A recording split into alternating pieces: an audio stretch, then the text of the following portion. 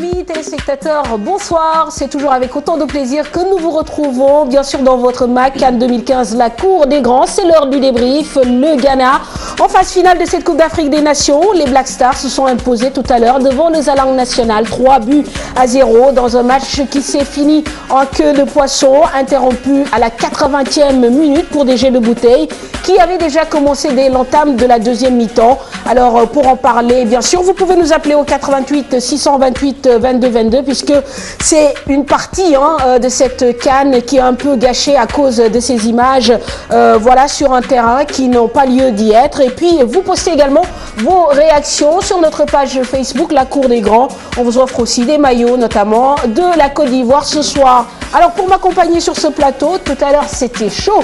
Adama Ndione, journaliste de la RTS, qui supportait le Ghana. Bonsoir Adama. Bonsoir Mme Faté, bonsoir à Eduardo. De l'autre côté, Eduardo qui supportait la Guinée équatoriale. Désolé pour la défaite Eduardo, bonsoir. Bonsoir Mme Fatou. Et pour jouer les arbitres, Lamine Boub, comme je le disais, un de mes consultants préférés. Bonsoir Lamine. Bonsoir Mme, bonsoir à mes deux amis que j'ai trouvés ici. Contradicteur. Voilà. Alors, on va commencer déjà par voir en fait ce qui s'est passé tout à l'heure entre la 80e et on va dire la 90e, au moment où l'arbitre reprend donc le match et redonne le coup d'envoi. On rajoute juste 3 minutes et après l'arbitre gabonais siffle donc la fin de la rencontre. Des images qui ne sont pas belles évidemment, des images qui mettent un peu à plat tout le travail effectué par la Guinée équatoriale, et j'aimerais aussi avoir vos commentaires à vous en live, vos réactions. Match arrêté à Dama pour des incidents dont on ne comprend pas les origines. Absolument, des incidents déplorables, peut-être qui rappellent un petit peu ce qui s'était passé il y a un peu plus de 2 ans ici même à Dakar, même si les cas sont différents. C'était des éliminatoires et cette fois-ci on a une phase finale où le pays organisateur quand même s'est donné un spectacle pour quand même contribuer à ternir l'image du football. C'est du football africain en tout cas en particulier. Je pense que c'est quelque chose qui est regrettable. On ne s'attendait pas à ce que par exemple cela donne ce que ça a donné, mais la Guinée équatoriale peut-être était sur le point de réussir quelque chose d'exceptionnel, sauver tout un continent, organiser la CAN, se qualifier en demi-finale, bon, même si avec les conditions qu'on sait, quand même il pouvait tout faire pour avoir une sortie très heureuse. Malheureusement, ça n'a pas été le cas et c'est regrettable, c'est dommage. Très bien. Alors, on a parlé de l'arbitre en quart de finale contre la Tunisie. Cette fois-ci, il y a ça. Eduardo? Oui, alors Mme Fatou, déjà, je tiens à préciser que je n'étais pas supporter de la Guinée équatoriale, je suis un supporter des éléphants. Mais je défendais, par contre, je défendais les qualités de football de ces Équato-Guinéens, les joueurs eux-mêmes n'ont rien à voir avec ces incidents. On remarque que tous ces incidents sont en dehors du football lui-même. Ce sont des joueurs qui nous ont offert des qualités de football, de vitesse, abnégation, courage. Ils sont allés au forceps chercher des victoires qu'ils ont méritées. C'est tout ce que je voulais dire. En dehors de cela, par rapport aux incidents qui se sont produits, il faut rappeler que la Guinée équatoriale est toute jeune dans le football. C'est comme un bébé qui veut rentrer dans la cour des grands et qui grandit et qui va évidemment va faire des erreurs, va tituber, va tomber. Aujourd'hui, nous avons constaté le manque de maturité de ces Équato-Guinéens face à leur équipe nationale. Ils ont été délocalisés de Bata. Bata est certainement un public plus mûr puisque nous n'avons pas vu des incidents là-bas. On se retrouve aujourd'hui à Malabo devant un public différent, devant une échéance qui est une demi-finale, qui ouvre les portes d'une finale. C'est peut-être trop pour un public qui n'est pas encore aguerri à ces grandes joutes internationales. Alors Lamine, on peut se dire que peut-être la Guinée équatoriale aussi a été trop gourmande. On peut dire que cette demi-finale, c'est déjà un exploit. Alors voir un public être en colère parce que son équipe est menée par le Ghana, qui est l'un des grands d'Afrique, c'est quand même un peu incompréhensible en fait de notre part. Moi je dirais que c'est anti-sportif, parce que déjà on voit que le Ghana est supérieur sur le terrain. Donc un spectateur qui est sportif, quand tu vois que son équipe est en ballottage, il doit l'accepter. Ils étaient meilleurs les Ghanéens et tout le monde le savait. Maintenant, ce qui s'est passé, bon, c'est des supporters qui l'ont fait. Adam l'a tout à l'heure dit. Ça s'est passé au Sénégal il y a 2 ans. Ouais. Maintenant, il va falloir que les Africains sachent que tout le monde nous regarde, il faut qu'on arrête de nous faire voir, soit par les arbitres, soit par le public, parce que les joueurs, comme il a dit Didier, Eduardo, ils sont dans le terrain, ils ont fait de leur mieux, mais ils ont trouvé meilleur qu'eux, ils ont couru pendant 90 minutes, cette Guinée équatoriale a des qualités, ils ont une équipe qui a bien joué durant toute la Coupe d'Afrique, même si l'arbitre leur a donné un coup de main, tout le monde le sait, mais maintenant ils sont arrivés là-bas, comme vous l'avez dit tout à l'heure, il va falloir qu'ils ne soient pas trop gourmands. Arrivés à ce stade, ils devaient vraiment se dire basta, on est arrivé là, laissons-les partir, ils sont meilleurs que nous et je pense que ça aurait été plus sportif. Alors aujourd'hui, est-ce que la Guinée équatoriale clairement risque d'être quand même suspendue par rapport à tout ce qui s'est passé? Si on se base sur le passé récent ou lointain, en tout cas, on présume que par rapport à ce qu'on a vu, la CAF ne peut pas ne pas sévir. D'accord, la Guinée équatoriale a eu à sauver quand même cette CAN. Encore faut-il le rappeler, qui a été transféré du Maroc à la Guinée équatoriale. Ça a été une très bonne chose, peut-être pour nous tous qui avons eu finalement la chance quand même de regarder cette CAN. Mais au-delà, à mon avis, de cette question d'avoir pu sauver quand même cette CAN, parce qu'il faut se rappeler qu'ils ont sauvé une CAN, mais ils en ont aussi profité. Ils étaient suspendus et finalement, ils ont été qualifiés. Donc, à partir de ce moment-là, ce qu'on a vu tout à l'heure, certes, il faut tirer le chapeau quand même à certains joueurs de la Guinée équatoriale, c'est de très bons joueurs et très sincèrement par rapport à ce qu'ils ont produit dans le match d'aujourd'hui, on a vu un jeu de qualité, un jeu rapide avec de très belles contre-attaques, mais au-delà de tout cela, je pense que le public ne les a pas aidés du tout. Peut-être que c'est un petit peu dû au caractère novice quand même de cette équipe, parce qu'il faut le dire que vous avez dit tout à l'heure que la Guinée équatoriale est un bébé sportif par rapport à la CAN, une deuxième qualification, une deuxième participation en 3 ans. Après, dû, encore faut-il le rappeler aussi, au fait qu'ils ont organisé et pas parce qu'ils se sont qualifiés sur le terrain en phase éliminatoire. Bon, peut-être que c'est parce qu'ils ne sont pas assez, ils ne connaissent pas cela. C'était une joie tellement immense, quand même inattendue, de sorte que... Ils l'ont déjà organisé. Oui, c'est un co-organisateur. Co-organisation en 2012. Mais qu'est-ce qu'ils veulent de plus? Voilà, c'est ça. Une Coupe d'Afrique. C'est ça. Ils ont été sauvés. Parce qu'ils n'étaient pas prévus pour la Coupe d'Afrique. Ils étaient suspendus, justement. Même s'ils sauvent la Coupe d'Afrique, mais ils doivent être sportifs aussi. Bien sûr, je pense qu'il n'y a pas de raison d'être. Ce point-là... Oui. L'appétit vient en mangeant. D'accord, ils ont eu un quart de finale. Moi, je rappelle juste une chose. Rappelez-vous que la Guinée équatoriale avait déjà montré ses limites dans l'organisation. Déjà, ils ont été suspendus par rapport à des affaires de joueurs. Tout ça, ce sont les premiers pas non qualifiés. Tout ça sont les premiers pas parce qu'on ne maîtrise pas l'administration, on ne maîtrise pas la gestion. Il y a forcément des erreurs. Et aujourd'hui, on n'a pas maîtrisé cet événement qui était trop grand par rapport à ce qu'on leur a offert. Mais cela n'empêchera pas la CAF de sanctionner. Cependant, ils ont réussi à assurer l'intégrité physique des personnes. C'était ça l'important aujourd'hui.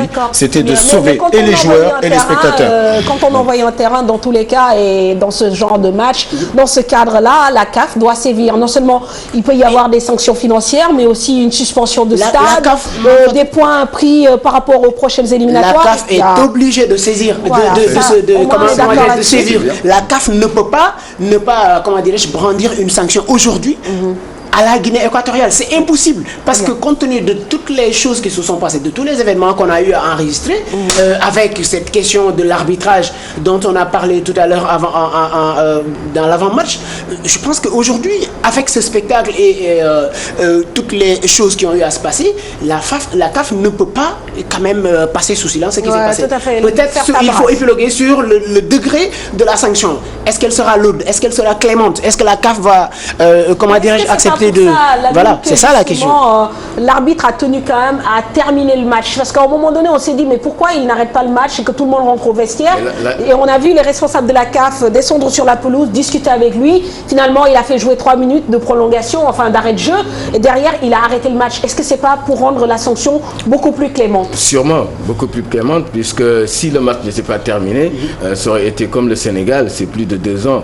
Parce que là, ça aurait été vraiment catastrophique. Mais maintenant, l'arbitre a été intelligent, il a poursuivi le match, il restait 10 minutes, mais il n'a fait jouer que 3 minutes. Donc ça veut tout dire. Très bien. On termine la partie pour que les sanctions ne soient pas plus grandes qu'on le pense. Mais moi je crois qu'il faut sanctionner. Parce que sinon, tout le monde pourrait faire la même chose demain. Alors, et je pense que s'il y avait une équipe qui devrait vraiment ne pas dire il n'y aura pas de pénalty, il n'y aura rien qui sera tiré, on fait la grève sur la Tunisie. Et c'est pas la Guinée équatoriale de jeter des pieds. Alors, nous allons prendre en ligne un monsieur qui s'appelle Ousmane Fall. Il est arbitre international. On a bien besoin de son éclairage par rapport justement à deux situations. On a vu ce qui s'est passé lors du match contre la Tunisie où tout le monde a pratiquement sauté sur l'arbitre, voilà, jugeant sa prestation très très faible, voire moyenne, voire orientée. Et puis aujourd'hui, on a vu un autre arbitre qui, j'ai l'impression aussi, n'a pas forcément voulu sanctionner le Ghana par rapport à ce qui s'est passé. Donc on va avoir aussi l'avis de Ousmane Fall, il est arbitre. Bonsoir Monsieur Fall. Bonsoir Mme Fatou.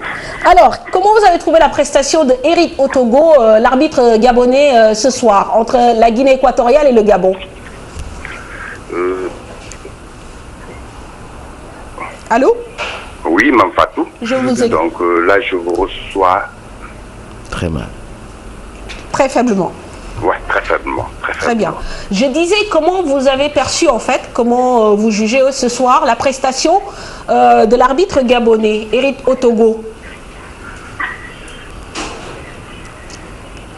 Bon, apparemment, il ne m'entend pas. Très bien, c'est pas grave. Alors justement, vos impressions sur le plateau. On a l'impression que ce soir, Eric Otogo a été beaucoup plus indulgent avec le Ghana qu'avec la Guinée équatoriale. Mam, je vais te raconter une histoire. Il y a un joueur, Ravanelli, Fabricio, qui a eu la même chose. Parce qu'il se faisait des croche-pieds tout seul. Quand les arbitres ont su ça, mais à chaque fois qu'on lui faisait un croc en jambe, les arbitres disaient jouer. Mais moi, je savais pertinemment qu'aujourd'hui, ce match-là, l'arbitre qui va officier ne va pas donner à la Guinée équatoriale les moyens d'avoir un autre penalty ou d'avoir des fautes vraiment flagrantes, qui ne sont pas flagrantes. Et c'est normal parce qu'après ce qui a été vu lors des quarts de finale, ils vont faire très attention. Et surtout, c'est un Gabonais, c'est à côté, donc il y a beaucoup de mesures à prendre. Mais même si cet arbitre faisait tout, moi je suis à peu près persuadé que cette équipe de la Guinée équatoriale ne pouvait pas faire grand-chose contre le... Alors, un match avec beaucoup de fautes, Didier Eduardo, 7 cartons jaunes, donc distribués quand même par Eric Otogo, là. 3 pour les Équato-Guinéens, 4 pour les Ghanéens. On peut clairement dire que cet arbitre a été influencé par le match précédent. Parce qu'il a pris des décisions qui n'étaient pas forcément les plus appropriées. Et forcément, quand vous avez des antécédents de ce genre, vous ne prenez pas... Voilà, il y a une forme de pression, vous n'êtes pas le même. Et puis, comment ils ont fait pour prendre un arbitre qui vient d'un pays voisin là aussi, on se pose des questions. Vraiment, par rapport au choix de la CAF, on se demande, voilà quoi. Le Gabon, la Guinée équatoriale, ils ont une frontière. Par rapport à... C'est évident. Oui, mais de là à dire ça a influencé le match... Ça n'a pas influencé, mais pas vraiment, mais il y a eu des décisions, par exemple. Toute controverse ou tout doute, je pense qu'il y a des choses qu'on peut vraiment écarter, quoi. Par rapport au choix de l'arbitre, je pense que c'est pas quelque chose de nouveau. C'est des situations comme ça que la CAF fait assez souvent. Et les gens ici, surtout au Sénégal, les gens, je pense que je parle sous le contrôle de certains Sénégalais qui m'écoutent. Je pense que le Sénégal a eu plusieurs fois à se plaindre de l'arbitrage dont il a eu à souffrir par rapport, comment dirais-je, aux arbitres désignés pour arbitrer les matchs du Sénégal. Donc pour dire que par rapport au choix de cet arbitre, ça n'a rien de surprenant parce que la CAF nous a déjà habitués à des situations de ce genre. Maintenant, de là à dire si par exemple l'arbitre a été influencé, mais naturellement. Le fameux, le syndrome de Stockholm. Par rapport à ce qui a eu à se passer, ce qui est sûr et certain, c'est qu'il ne pouvait pas arbitrer ce match en toute tranquillité. Il était obligé, c'était forcé qu'il allait être influencé. En bien ou en mal. Bon, par rapport aux décisions qui ont été prises, il se trouve que on a parlé avec Eduardo lors de la première période. On se disait que oui, l'arbitre est un petit peu plus favorable aux Ghanéens. Il fallait s'y attendre parce que si quand même la situation qui s'est produite lors des quarts de finale se reproduisait encore aujourd'hui, ma foi, ça allait être une situation un petit peu inexplicable. Ouais, difficile. Alors, j'espère que cette fois-ci, on va pouvoir converser avec Monsieur Ousmane Fall. C'est important parce qu'il m'a fait remarquer une chose et je pense que les téléspectateurs doivent partager ça avec nous. C'est qu'en fait, autant il y a une compétition avec les joueurs, autant il y a une compétition aussi au niveau des arbitres qui sont notés et qui peuvent être sanctionnés tout au long de la compétition. Et ce point-là, je pense qu'il est important de le souligner. Monsieur Fall, est-ce que justement vous pouvez revenir sur ça, notamment par rapport à ce qui s'est passé lors du match de quart de finale entre la Guinée équatoriale et la Tunisie? Oui, Mme Fatou, en fait... Nous vous entendons très bien. Vous m'entendez? D'accord. Très bien, allez-y. Ce que je tiens à signaler, c'est que, comme vous l'avez si bien dit, les arbitres sont en compétition comme le sont les équipes. Donc, un arbitre qui est présélectionné pour une phase finale de Coupe d'Afrique ne pense qu'à terminer la fête. Donc, et ce qui s'est passé pour notre collègue Sechon, l'arbitre mauricien, c'est une question de fête et la loi est claire. La loi dit clairement que les décisions de l'arbitre à propos des questions de fait survenues dans le courant de la partie seront sans appel, pour autant que cela concerne le résultat du match. Et moi qui vous parle, ça m'est arrivé à une phase finale de Coupe d'Afrique au Soudan, en quart de finale. J'ai eu à interpréter une décision, l'interprétation n'était pas bonne, et malheureusement, ça en est suivi une sanction, je peux dire une sanction, une suspension de quelques mois. Et j'ai eu la chance de revenir psychologiquement, j'ai été préparé par mes encadreurs et je suis revenu, j'ai continué ma carrière. Pour aujourd'hui, je dirais que je suis plus que satisfait. Pourquoi? Parce que je pense que le monde a compris qu'en fait l'arbitre n'est qu'un humain. Aujourd'hui, l'arbitre a sifflé un penalty clair, une faute de jeu, et il a bien interprété et la sanction disciplinaire et la sanction technique. Donc on ne parlera plus de favoritisme, on va même tout oublier, tout ce qui s'est passé. Donc il a réglé tout le problème du match d'avant. Donc ce que je tiens à dire, c'est que d'un côté, souvent les gens oublient que l'arbitre est un humain. L'arbitre a une fraction de seconde pour interpréter, pour donner la bonne décision. Ce n'est pas toujours évident. Alors, Ousmane, restez en ligne, puisqu'Adama dit qu'il n'est pas forcément d'accord, notamment sur la prestation d'aujourd'hui de l'arbitre. Il y a quand même des choses à dire. Oui, et surtout, je ne suis pas d'accord dans le sens où, surtout, je respecte M. Ousmane Fall, hein, qui est certainement un collègue à mon grand frère, qui est arbitre fédéral aussi, Ganandjon. Mais je pense que si, par exemple, il parle du fait que ça va effacer tout ce qui va se passer, moi, je dis que non, parce que ce serait comme si la mission de l'arbitre, Eric, était, comment dirais-je, sa mission était de compenser l'erreur qu'avait faite le Mauricien. Il faut dire tout simplement que peut-être qu'il a fait un match correct, mais à mon avis, ça n'efface pas ce que le Mauricien a fait. C'était tout simplement scandaleux et ça... Je vous rejoins un peu, peut-être effacer, c'est trop dire, mais les gens vont comprendre qu'en fait, l'arbitre a une mission, et sa mission, c'est quoi? C'est de juger. Peut-être mon collègue mauricien avait très mal interprété, ou bien il avait un très mauvais angle de vue, ou bien sa position n'était pas bonne. Mais M. Fall, est-ce qu'il n'a pas été tout simplement corrompu? Je ne pense pas, loin de là. Moi, personnellement, qui vous parle, je connais bien le Mauricien. On a eu à faire ensemble au moins 7 à 8 séminaires d'élite pendant au moins 7 à 8 ans. Je le connais très bien. On a eu à faire pas mal de compétitions ensemble. C'est une personne très intègre. Je le connais très bien. Et la preuve, il a eu à diriger 2 à 3 matchs lors de cette phase finale. Il faisait partie des meilleurs. Cousin. Oui, mon cousin, monsieur. Mon cousin. Oui. Cousin, de là où était l'arbitre, il ne pouvait nullement se tromper parce qu'il était juste à côté, derrière les deux joueurs. Et c'est de là qu'il a sifflé le penalty. Qu'il soit corrompu ou pas, mais il s'est bigrement trompé parce que tout le monde sait qu'il n'y a même pas eu contact. Donc ce qui veut dire que là, normalement, c'est sa suspension, il le mérite. Cousin, moi je vais vous dire quelque chose. Moi, quand j'ai vu la position de l'arbitre, je me suis dit à 80%, il peut se tromper. Ça c'est d'un. Ensuite de deux, en matière d'arbitrage, une faute, on ne l'accuse pas à quelqu'un, on la prétend à quelqu'un. C'est sûr, avec le ralenti, par exemple, le penalty d'aujourd'hui, tout le monde a vu que le joueur a balayé le pied, le gardien a eu à toucher le pied du joueur. Oui, ça c'est sûr. Tout le monde l'a vu. Tout le monde l'a vu. Ce n'était pas le ralenti, tout le monde dirait que ce n'était pas évident. Effectivement. Mais par contre, cousin, moi je l'ai regardé sur Canal. Ils l'ont montré sur tous les angles. Sur tous les angles, il n'y a jamais eu contact. Ils ont dit, mais on n'a pas compris parce que sur tous les angles, on a regardé. Mais jusqu'à aujourd'hui, on ne voit pas sur un angle un contact entre le joueur tunisien et le joueur de la Guinée équatoriale. Et qu'est-ce qu'il a fait tomber? Déjà, eux, ils se demandent qu'est-ce qu'il a fait tomber à ce jour. Très bien. D'accord. Monsieur, vous pensez que le football est un jeu de contact.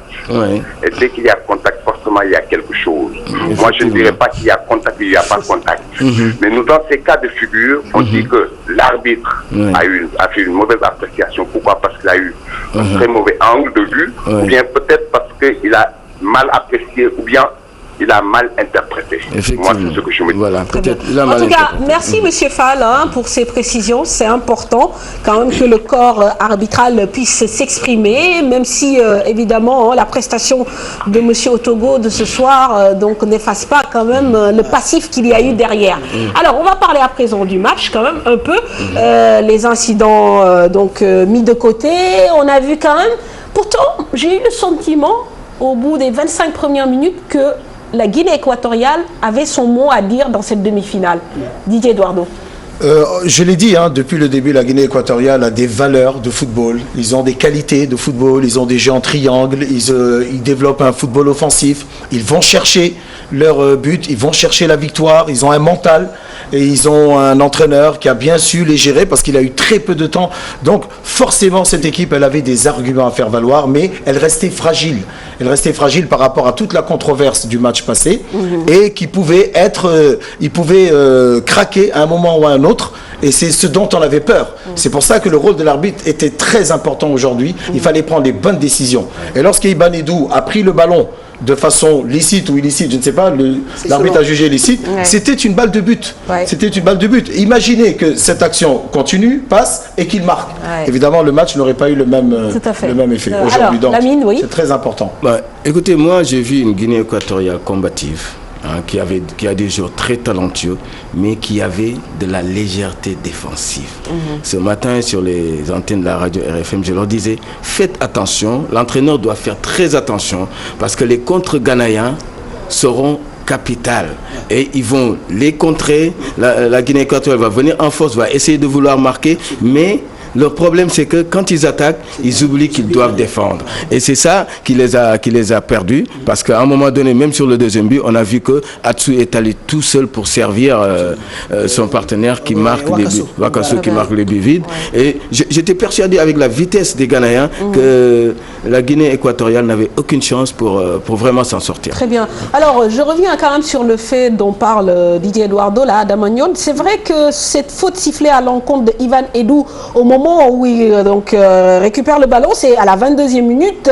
S'il chiffre le ballon, il va droit au but et il marque un but. Alors, est-ce que l'arbitre a eu raison? Oui, ça allait être un match complètement différent, puisque les Équato-Guinéens, apparemment, ont peur toujours de courir derrière le score, mais ils aiment mener au score. Est-ce que c'est pas l'arbitre là aussi? Moi, Fatou, le contact que j'ai eu avec les arbitres dans le milieu familial m'a permis de comprendre certaines choses.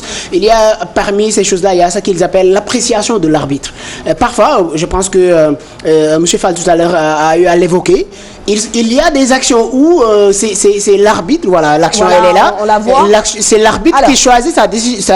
Quand je dis c'est l'arbitre qui apprécie. Ici, on se rend compte que quand Eddou est venu, effectivement, il y a le côté droit de Eddou et son bras et son pied droit qui sont, comment dirais-je, qui se dirigent vers, comment dirais-je, vers le défenseur, vers Wakaso. Donc, il a jugé, selon lui, en tout cas, en fonction du match qu'il était jusque-là en train du très bon match qu'il était jusque-là en train de faire, il a pensé que malgré la dangerosité de l'action, peut-être qu'il a jugé que effectivement il a bousculé son adversaire qui peut-être ne l'a pas vu venir parce qu'il venait pratiquement de derrière. C'est pas vous êtes un ancien international sénégalais, vous savez comment ce qu'est le combat. Il l'a bousculé, c'est une faute. C'est une faute. C'est ça. Il faudrait que les gens sachent que c'est pas une question en fait. C'est pas une question parce que il l'a bousculé quoi. Voilà, il l'a bousculé pour lui chipper le ballon, mais l'arbitre a bien fait de siffler une faute. On me dit qu'il y a un téléspectateur en ligne qui nous appelle, je pense, d'Italie. Je ne sais pas s'il est encore en ligne. S'il est là, qu'il puisse voilà, donner sa réaction, ses impressions. Monsieur, bonsoir. Bonsoir. Allô. Il faut parler un peu plus fort. Allô, bonsoir. Oui, bonsoir, monsieur. Nous les nuyu. Oui, oui. Très bien, ñu bon ngi man li lay ma ci bëggoon wax rek mooy li day wane ni Afrique de maam dafa nekk en retard par rapport ak tubaab yi parce que lii doo gis ci compétition tubaab yi maam dafa ñaaw ci dëkk africain la question da ngay organisé bon ñu lay favoriser wala yenn yi. et puis li ma ci bëgg a doon ne mooy même bokk ci Cissé bi muy bon mu yëngu Sénégal parce que finalu Gana bi dañuy rappeler Caire 86 ici ci Sénégal la ko doon match de futur finalement moom ñu nekk champion d'Afrique ça veut dire que booy xool équipe Sénégal day mel ni mosul bon lu médaille dara li ñu def même 2006 Sénégal am na ñaata dafa génn ça veut dire que équipe Sénégal.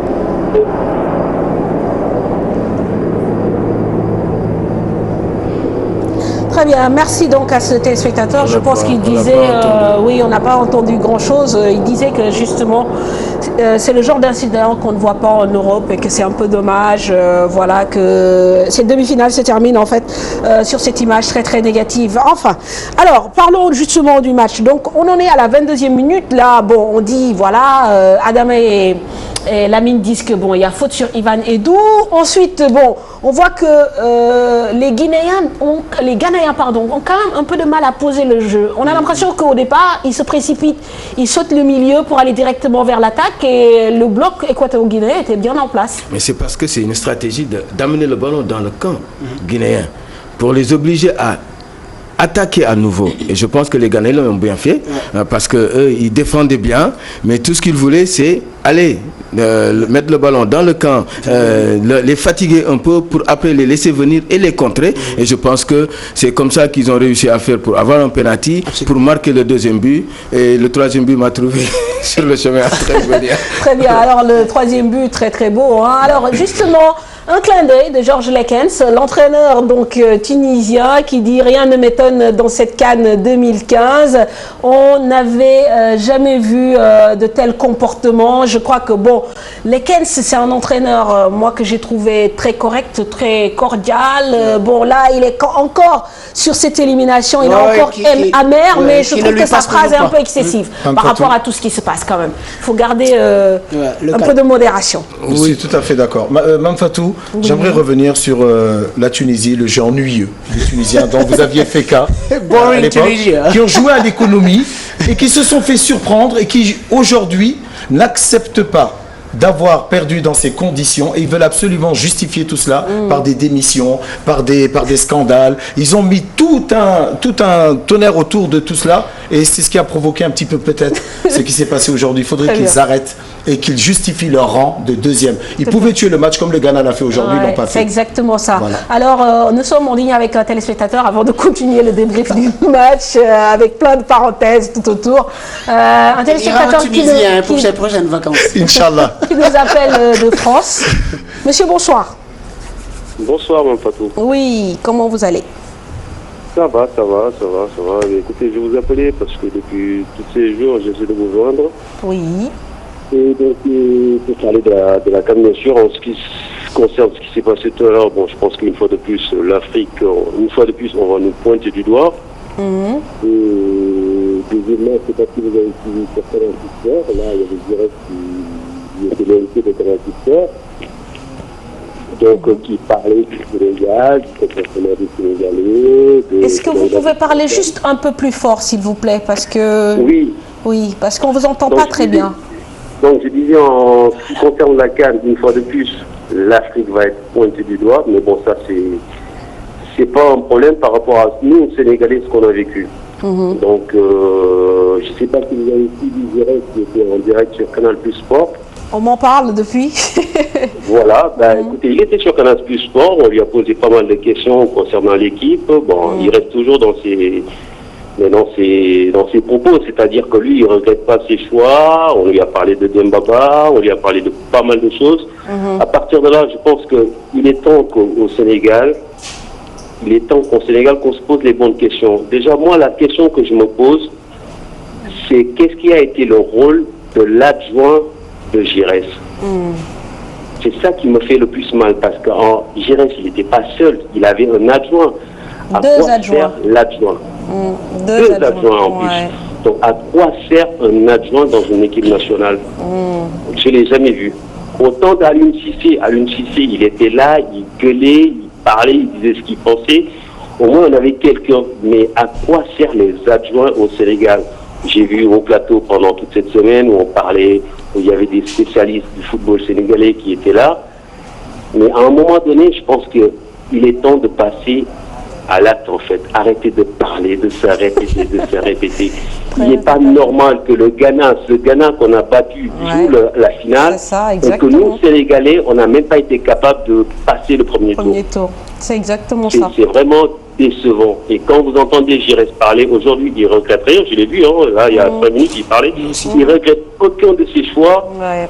Et puis Lamine a envie d'intervenir. Mais moi, j'aimerais bien aussi venir sur la sélection sénégalaise. Parce que aussi, quand on sélectionne une équipe, on vous donne 22 joueurs, 23 joueurs, c'est-à-dire sans le gardien, c'est pour que vous ayez le droit d'avoir un changement pour chaque poste. Mais le Sénégal n'a pas fait ça. Le Sénégal a pris 10 attaquants, 10 défenseurs, 10 milieux défensifs et jamais de meneur de jeu. Le Sénégal n'a pas quelqu'un qui peut faire jouer son équipe. Alors que tu vas en Côte d'Ivoire, tu as Yaya Touré. Tu vas en Algérie, tu as Brahimi, des joueurs qui peuvent faire des décisions à eux tout seuls, mais on ne l'a pas. On ne peut pas faire un homme sans son ventre. Il faudrait que aussi on essaie de voir comment on sélectionne nos joueurs. Mais si toutefois on veut ne pas prendre Dembaba. Pourquoi? Parce qu'on ne veut pas ne pas prendre Mambira. On ne veut pas ne pas prendre Moussa Sow. On ne veut pas ne pas prendre Diafra Sakho. On ne veut pas ne pas prendre Diafra, alors qu'ils jouent le même poste. Vous allez en milieu défensif, ils sont tous dans leur club au même poste. En défense, ils sont tous... Mais où est celui qui porte le jeu alors? Je pense que je ne le coupe pas, mais Lamine est un technicien et il a d'autant plus raison que je vais vous donner quelques cas, par exemple, de situations qui se sont passées comme ça. Un coach qui a choisi d'écarter un joueur cadre, peut-être parce que il a une abondance de biens. Kevin Korani, à l'époque, quand il était à Schalke, Stéphane Kisling, le coach, il a fait jusqu'à présent, Jürgen Klopp a fait sans lui. Aussi, il a eu à subir une sorte de situation de ce genre, pour dire que peut-être que Lamine, il a parfaitement raison de dire que parfois, surtout pour cette année, peut-être le choix des hommes peut-être a posé problème. On ne va pas le faire le débat. Oui, c'est vrai. On ne refait pas le débat. Voilà. Peut-être qu'on aura le point de vue de Didier Eduardo, notamment sur la forme, parce qu'on a vu que justement notre désormais ex-sélectionneur s'épanche à travers les médias français. Je pense que ça aurait été sympa qu'il vienne à Dakar aussi s'expliquer devant les journalistes et l'opinion publique sénégalaise, puisque ça fait 2 ans que c'est l'État et nous, contribuables, qui le payons, plutôt que d'aller donc sur les chaînes françaises, que beaucoup de Sénégalais ne regardent pas. Donc je suis en ligne avec un téléspectateur qui nous appelle de France, il va s'exprimer, et puis qui nous appelle de Dakar, pardon, et il va s'exprimer, nous donner son point de vue. Allô, monsieur, bonsoir. Bonsoir. Ñu ngi lay nuyu. Mame Fatou, maa ngi leen di fay, c'est Moussa Faye la Promatex. Très bien, Moussa, ñu ngi lay laaj sa xalaat. Enfin, Mame Fatou, man maa ngi bëgg a dugg seen débat bi depuis. Moi, je pense que le problème au Sénégal, c'est un problème de choix. Pourquoi problème de choix? Parce que mënuma comprendre, ñoo am une fédération forte, une fédération boo xam ne on leur a donné tous les moyens, l'État a tout fait pour qu'ils soient dans les conditions de faire une bonne CAN. Les Sénégalais étaient tous mobilisés derrière qu'ils fassent une bonne CAN. Troisième coach qui, à la limite, nous a qualifiés, on est d'accord. On arrive au premier match, on gagne le Ghana. Ghana vient à mon finale. Ok. Au deuxième match, le coach nous change 5 joueurs. Le Sénégalais, joy dès le début. Aujourd'hui, résultat, nous sommes éliminés. Les Wolof yi dox tuuru ànd ak def. Maintenant at mbaax nag moom kenn du ko doyee dara dañuy rootiwaat mais rootiwaat bi day ànd rectifier yi nga xam ne moo ñu indi situation bi. Comment rectifier? Tout le monde demande la démission de la fédération. Mais une démission comme ça, moi je suis pour la démission de la fédération, comme tous les Sénégalais. Mais aussi il faut pas que ñu jël ay décisions nii à la hâte. Il faut laisser à la fédération faire son bilan. Les Sénégalais lañ comme ñun ni ñu bëggee équipe nationale, je sais que gënuñ leen bëgg équipe nationale. Ni ñu bëggee maillot national bi, je sais que ñoom gënuñ leen ko bëgg. En toute conscience ñoom ñu xool est-ce que véritablement li ñu liggéey ba yegg ci fii ak échec yi ñu am ak certainement ay réussite ñoom yu ñu xam parce que ñun gisaguñu réussite yu ñu def. peut-être ñoom am nañ ay réussite yoo xam ne xam nañ ne def nañ ko. ñu xool en toute conscience est-ce que mun nañu continuer di liggéey. Très bien. Merci beaucoup Moussa. Merci, Moussa. Alors, oui, Eduardo, Oui. par rapport à cette élimination, on en revient, mais surtout par rapport à la forme, c'est vrai qu'aujourd'hui, il y a une sorte de déballage, la fédération s'exprime, les fédéraux s'expriment, le sélectionneur s'exprime, les joueurs s'expriment, et on se rend compte que justement, il y avait des bisbilles. Évidemment, personne ne dit rien quand ça marche, mais quand ça ne marche pas, tout le monde veut se dédouaner. Qu'est-ce que cela vous inspire ? Moi, je vais déjà tout ce qu'on va dire aujourd'hui va être interprété et puis tout le monde est encore les nerfs à fleur de peau. Donc c'est difficile de s'exprimer parce que il peut y avoir une mauvaise interprétation. Mais moi, je vais être très franc avec vous. Je vais être très franc. Le football sénégalais est surtout valable par rapport aux joueurs qui sont à l'extérieur, qui sont surmédiatisés parce qu'ils évoluent dans des grands championnats. On a comme l'impression que ces joueurs-là peuvent faire gagner une équipe, alors que la Coupe d'Afrique se gagne avec le cœur, avec la rage, avec l'envie.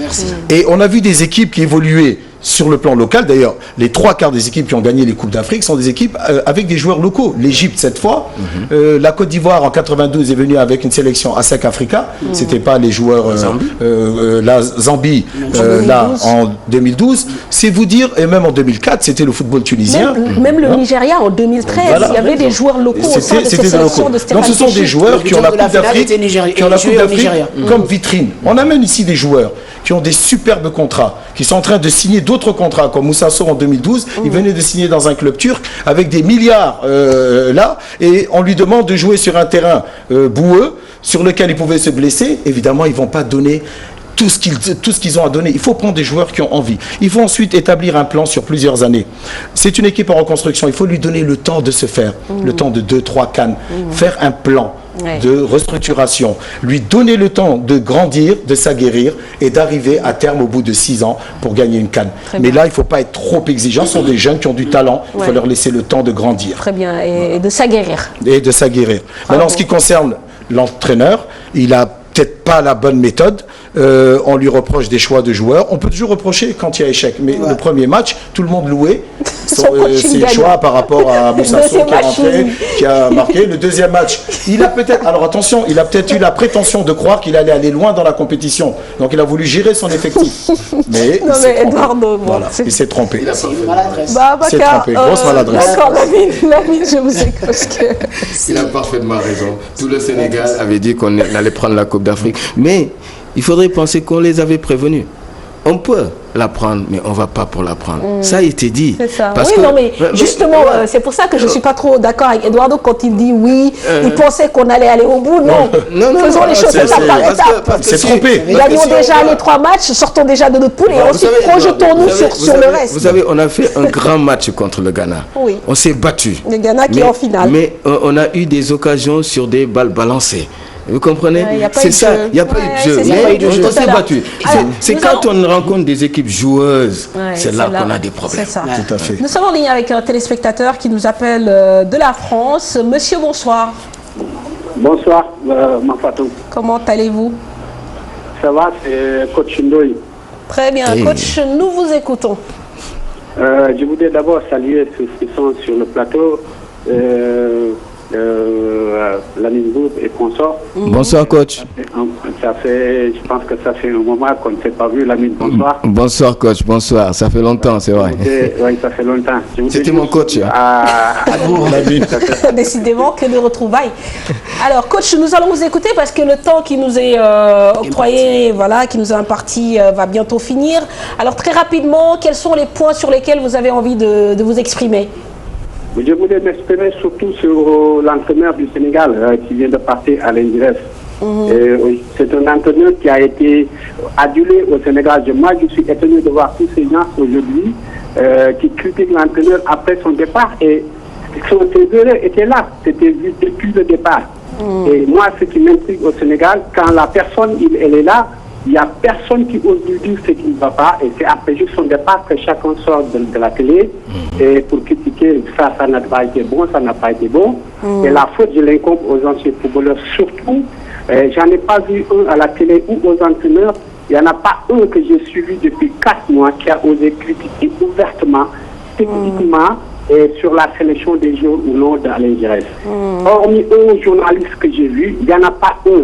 En passant par mon ami Lamine Group, en passant par le directeur technique, en passant par Mamadou Diallo. Mais je regarde toutes les télés en face et tu en fais quelque chose parce que je t'envoie tout le temps des textos. Mais il n'y en a pas un. Depuis 4 mois, révisez toutes les vidéos que vous avez, il n'y en a pas un qui a critiqué. Aujourd'hui, c'est le déballage. C'est ça qui me fait mal au Sénégal. C'est ça le Sénégal. Oui, mais coach, il faudrait savoir que nous, on a tellement parlé. J'ai eu un problème avec un entraîneur ici pour avoir demandé qu'on trouve des milieux de terrain capables de jouer, même si on doit les prendre ici au Sénégal, qu'on les mette avec l'équipe nationale, avec les pros, pour qu'ils aient au moins, comment dirais-je, pour que la mayonnaise prenne, quoi. Pour que la mayonnaise prenne, on m'a traité de tous les noms. Alors, je ne vais pas continuer à dire des choses, parce que moi, je vois le football. Mais voilà. Lamine, oui. Lamine, on s'est connu à l'agenda que tu m'as connu travailler au niveau des jeunes pendant longtemps. Bien sûr. Et aujourd'hui, je sais ce qui se passe au Sénégal et j'en ai le cœur. Je suis meurtri quand je vois ce qui se passe au Sénégal. Ouais. Aujourd'hui, on s'est permis de voir faire les changements qu'il a fait pendant son deuxième match. Il y en a aujourd'hui, Boubacar Gadiaga, ni son assistant entraîneur des gardiens, il n'y en a pas un qui est sorti à la presse pour dire voilà pourquoi ceci a été fait. Est-ce qu'eux, ils ont cautionné tel ou quelque chose? Aujourd'hui, la faute se repose simplement sur Giresse. Non, la faute repose sur l'ensemble de la direction technique en passant par Maya Silma et les autres. Ils ont tous des responsabilités. Maintenant, quand ça casse au Sénégal, tout le monde vient à la télé pour se positionner parce qu'aujourd'hui, c'est le moment des positionnements. Je l'ai dit à Mamfat hier. C'est le moment des positionnements parce que le Sénégal va chercher un entraîneur. Chacun va essayer de caresser, de dire non, il y a quelque chose qui ne va pas. Ce qui ne va pas, c'est au niveau même des entraîneurs et des entourages des entraîneurs. Et j'ai dit à Mamfatou, il ne faut pas se casser la tête. On a un entraîneur jeune qui est là à l'UCC, il fait un bon travail. Vous le tous connaissez avec Souleymane Kamara Gaucher. Il a l'expérience, il a vécu et basta, les autres restent derrière. Tous les autres ont fait le preuve au niveau des équipes nationales A, B, C, D. Ils ont tous échoué depuis 10 ou 15 ans. Bien sûr. Il n'y a pas grand-chose à dire. Aujourd'hui, le Sénégal ne peut pas rester éternellement à reconstruction. J'ai été jeune, j'ai participé à ces reconstructions. Et il y a d'autres qui vont participer à ça. Jusqu'à quand? Merci beaucoup, coach. Je sais que vous en avez beaucoup sur le cœur, mais on est obligé quand même de raccourcir un peu les ondes téléphoniques. Adamo, vous aviez envie de réagir? Très rapidement. En tout cas, le coach, par rapport à là où il vient de terminer, on est parfaitement d'accord. J'ai un confrère, Alioune Badarakan, à la rédaction, c'est ce qu'il dit souvent. On a l'impression de voir les... bon, je ne veux pas utiliser le terme tête, quoi. Mais en tout cas, on a l'impression de voir les mêmes personnes de manière globale à la tête des différentes catégories de sélection au Sénégal. Depuis quand même une dizaine d'années, c'est toujours les mêmes personnes. C'est un jeu de chaises musicales, etc. Moi, on ne veut pas parler de la théorie de la table rase, mais je pense qu'il est temps quand même, comme il l'a dit tout à l'heure, de prendre quand même certaines décisions fortes, à mon avis, pour essayer de changer les choses. Et de donner la chance peut-être aux jeunes aussi, aux jeunes techniciens. Je veux dire, il y a des gens qui sont dans l'antichambre, qui ont certainement envie de prouver quelque chose. Ça viendra quand? Mais ça viendra, il faudra le temps que ça vienne. Quelle que soit la personne à laquelle on va confier ce poste, il faut le temps. Il faut le temps de construire, de réaliser et de donner pas des bâtons dans les roues. Dans tout métier, dans toute entreprise, celui qui est là, qu'il soit bon ou qu'il soit pas bon, s'il ne donne pas des résultats, il est critiqué. C'est pas juste au football. C'est pas Alain Giresse seulement. Amara était là, il a été critiqué. Aliou Cissé sera là. Même s'il ne fait pas de bons résultats, il sera critiqué. C'est le monde qui est critique. Justement, c'est pour ça que peut-être il est important aujourd'hui d'avoir un pool technique très fort autour du sélectionneur. C'est ce qu'on dit aujourd'hui pour qu'au moins les responsabilités puissent être partagées, mais qu'il y ait une concertation dans le travail. Je suis désolée, une direction technique nationale, c'est pas seulement organiser des séminaires FIFA. C'est ça, c'est autre chose. Parce que vous avez dit que par exemple ceux qui gravitent autour du coach principal, mais que ces gens-là aussi aient la possibilité d'exprimer leur point de vue, qu'ils aient la possibilité de le dire et qu'ils soient écoutés, qu'ils aient les coups des franges. Ça ne sert à rien que tu sois technicien, que tu sois pétri de talent footballistique et que tu n'aies pas la possibilité de dire ce que tu veux comme tu le penses. Le directeur technique, c'est le patron du football sénégalais. c'est à lui de choisir l'entraîneur de l'équipe nationale du Sénégal. Alors si le directeur technique n'a pas ses droits, moi je pense qu'il n'y a pas de direction technique. Très bien. Très bien. Alors, si on reparlait de la finale. Surtout de la finale. Avant de parler de la finale Manfort, est-ce que tu peux me permettre 30 secondes pour parler du cas de Gérès? Coach Ndoye, il a un peu évoqué la question des critiques à l'encontre du coach. Je pense que, comme l'a dit Lamine tout à l'heure, un coach, si le travail n'est pas satisfaisant, naturellement, les gens vont critiquer. Mais je me démarque un peu du fait qu'ils disent que, par exemple, personne n'a parlé. Quand même, il faut dire que ça soit dans la presse ou dans la rue, il y a beaucoup de gens, jusqu'à ce qu'on se qualifie brillamment, jusqu'à ce qu'on batte le Ghana. Je pense qu'il y a certaines voix quand même qui se sont élevées, même si de manière sporadique, qui s'est levée pour fustiger quand même le comportement du coach. Il faut le dire. Merci Adama pour cette précision. Alors disons que là, le Ghana, donc on avait battu lors du premier match, et l'équipe qui ira en finale devant la Côte d'Ivoire, un parcours vraiment où on a vu que le Ghana est monté en puissance, le Ghana a eu des leaders comme André Ayew. Je suis désolée d'insister sur ce monsieur, mais moi je suis en admiration devant André Ayew, son rôle de leader moral et physique. Il défend, il attaque, vraiment c'est le genre de joueur que vous avez envie d'avoir au sein de votre groupe en fait. Mais il faut voir le deuxième but qui qualifie le Ghana. Voilà. Il s'est jeté comme un lion. Je dirais qu'on a mort de faim. Mais pour mettre la tête, il aurait pu se heurter avec le gardien, mais il n'a pas cherché à comprendre, c'est la qualification. Et il rejoint aujourd'hui son papa qui s'est battu, parce que cette finale, c'est une revanche du Ghana. Absolument. Parce que nous, on se rappelle, en 92, ici au Sénégal, Ghana, Côte d'Ivoire, Abedi Pelé avait deux cartons jaunes. Il ne devait pas, mais tout le Sénégal était en pleurs parce qu'Abedi Pelé ne devait pas jouer ce match. La mine, c'était tout petit encore. Je faisais comme ça. Je me rappelle parfaitement de cette finale. Effectivement, en demi-finale, Abedi Pelé avait eu 2 cartons jaunes. C'était contre le Nigeria. Et la Côte d'Ivoire avait éliminé le Cameroun au penalty. Antoine Bell tenait donc. Et on avait une très très belle finale, encore une fois, qui s'est gagnée au courage, à l'abnégation. Mais attention, j'ai peur de cette équipe du Ghana. Jusqu'à maintenant, elle a joué contre des équipes qui étaient sorties de la compétition moralement. La Guinée, par rapport à cette qualification, voilà, le Ghana n'a pas encore eu vraiment une opposition où ils ont eu à prouver tout leur talent. C'est vrai, ils ont une équipe qui est bien en place, avec des juniors qui jouent ensemble depuis leur Coupe du Monde qu'ils avaient gagné ensemble. Ils ont une ossature, ils ont des leaders, mais ils n'ont pas encore eu vraiment un match référence sur lequel moi je peux me baser pour les juger. D'accord, très bien. Alors, en attendant, est-ce que vous avez l'impression justement par rapport au potentiel que quand même aujourd'hui, la Côte d'Ivoire est plus forte que le Ghana par rapport au parcours d'ailleurs des deux équipes? Je t'avais prévenu ici. Quand je te disais, heureusement que tu l'as dit avant. Attention à la Côte d'Ivoire, c'est une équipe qui a des individualités qui font la différence tout seul. Et ça s'est avéré vrai.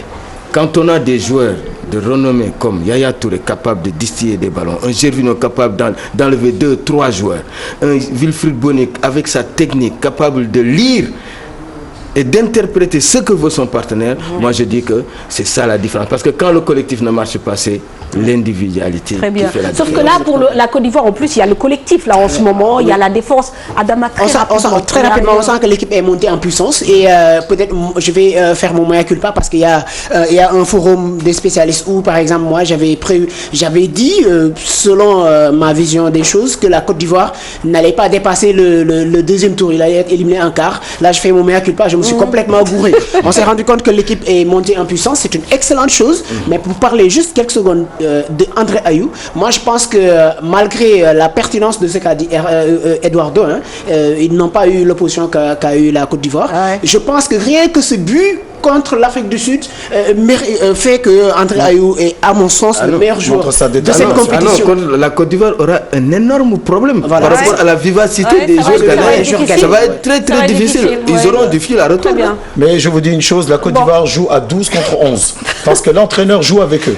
sur le terrain. Ah oui, Hervé Renard. Il est présent, du début à la fin. Il joue à 12 contre 11. Très bien. Alors, Vieux me met la pression. On est arrivé à la fin. Il faut que je dise un coucou à Lamine Gom, l'ancien joueur de l'Ouest Gorée, qui jouait au football et à handball, à Séraphin Pichetti, Lamine Kairé. C'est ces gens qui nous regardent, qui vous aiment, Mme Fatou, qui nous aiment, qui aiment vos TFM et qui regardent, et sans oublier mon père Khalifa Mbou. Alors, Didier Eduardo, vous avez le bonjour de Abdoulaye Djibachouk, vous le connaissez, ancien animateur, voilà. Alors, un petit coucou. Oui, un coucou à la famille et surtout à madame qui est en train de me regarder. Très bien, merci à vous de nous avoir suivis. Le récit de Ghana-Guinée équatoriale, finalement, ce sera pour demain ou sinon pour samedi, puisqu'il y aura quand même le match de la 3e place. En tout cas, ça a été un plaisir de partager ce plateau avec vous, Adama, Eduardo, Un coucou à tous mes amis de Côte d'Ivoire avec qui j'ai grandi, mon enfance. Voilà pourquoi il dit que le Ghana n'a pas de chance. Hein.